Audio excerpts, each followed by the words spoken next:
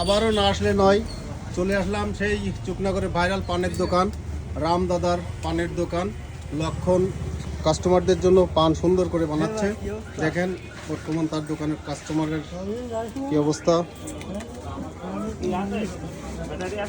লক্ষণ, তোমার এখানে আগুন পান হবে কবে থেকে? হ্যাঁ, আমি যখন খাই তখন। এটা কেমন কথা?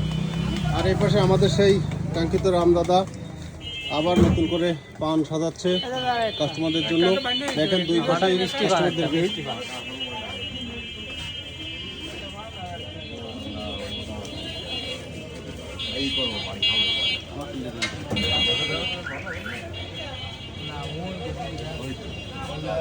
আগুন পান কবে দিবি লক্ষণ? হ্যাঁ, আমি খাইলে বানাই দিবি, আমি তো পান খাইনি।